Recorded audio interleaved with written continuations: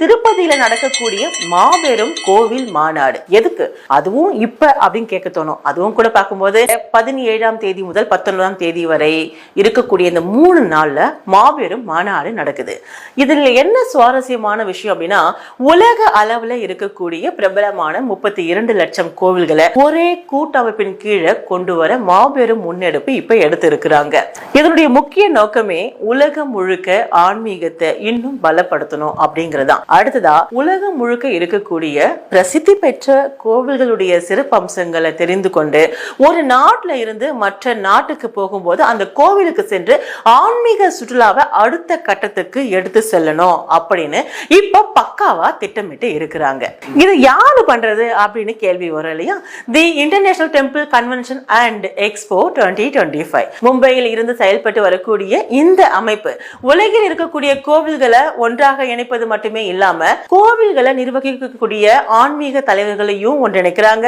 மற்றும் பல கோவில்களுடைய ட்ரஸ்ட் வச்சிருக்காங்க இல்லையா, அந்த ட்ரஸ்ட் மெம்பர்ஸ், தென் சிஇஓக்கள், இவங்க எல்லாருமே ஒன்றாக சேர்ந்து எப்படியெல்லாம் டெம்பிள் எக்கனாமிஸ் உறுதியான கட்டமைப்பை உருவாக்குவது, சுற்றுலா தலங்களை அடுத்த கட்டத்திற்கு எடுத்து செல்வது, இது எல்லாத்தையும் செய்து வராங்க. இதுக்காக தான் பக்காவா பிளான் போட்டு ஒரு இடத்துல இப்ப கூட போறாங்க. அதுவும் வேற எங்க கிடையாது, திருப்பதியில வரக்கூடிய 17 முதல் 19 இந்த 3 நாள் வரைக்கும். ஒரு உதாரணத்துக்கு இங்க சொல்லும் போது, இந்த உலகத்திலே பிரபலமாக இருக்கக்கூடிய இந்த 32 லட்சம் கோவில்கள் இருக்கு இல்லையா, இப்ப இந்த லிஸ்ட்ல இந்தியால மட்டும் ஆன்மீக சுற்றுலா சந்தை ஃபர்ஸ்ட் நம்ம எடுத்துப்போம், ஒரு வருடத்துக்கு மட்டுமே 6 லட்சம் கோடி ரூபாய் வரைக்கும் இருக்கு. இத்தகைய வருமானம் கொடுக்கக்கூடிய ஒரு ஆன்மீக சுற்றுலாவை ஒரே நெட்வொர்க்கு கீழே கொண்டு வருவதன் மூலமா பக்தர்களும் சரி, சுற்றுலா பயணிகளும் சரி, கோவில்களை அணுகிறது ரொம்ப ஈஸியா இருக்கும் அப்படின்றத ஒரு கான்செப்ட்ல எடுத்து வச்சிருக்காங்க. திருப்பதியில நடக்கக்கூடிய இந்த மாநாட்டை இந்து, சீக்கியர்கள், பௌத்தர்கள் மற்றும் ஜெயின் இந்த இவங்கெல்லாம் சேர்ந்து இந்த ஆன்மீக நிறுவனங்களை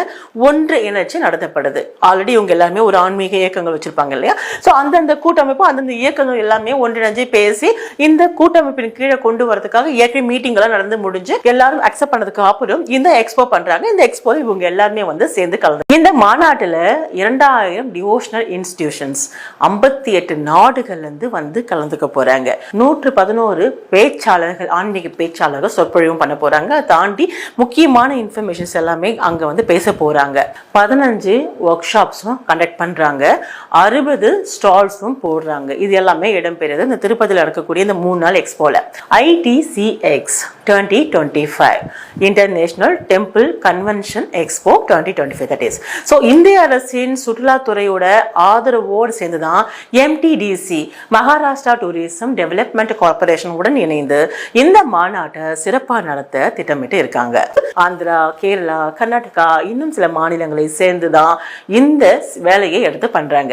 இந்தியாவில் மட்டும் இப்போ நம்ம லிஸ்ட் எடுத்து பார்க்கும்பொழுது 4,50,000 முக்கியமான ஆன்மீக தலங்கள் இருக்கு.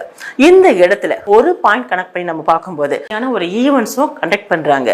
இந்த ஈவென்ட்ஸை பொறுத்தவரையிலும் மெயினா குறிக்கோள் ஏற்கனவே நம்ம பார்த்த மாதிரி சாதாரணமா நீங்க அந்த வெப்சைட்ல போய் பார்க்கலாம். என்னெல்லாம் கேட்டிருக்காங்க அப்படின்னா, ஸ்டால் போடுறதுக்கு வேணுமா ஆப்ஷன்ஸ் இருக்கு.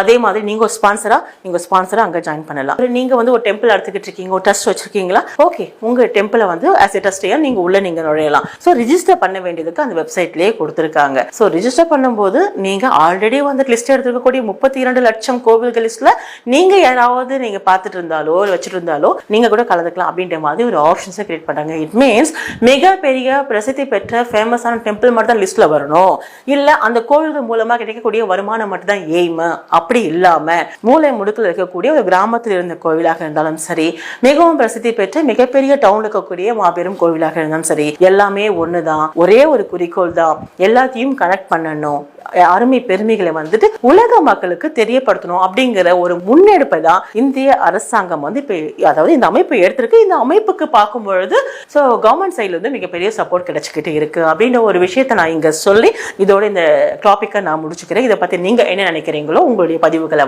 கருத்துக்களை கமெண்ட் பாக்ஸ்ல கொடுங்க. நன்றி.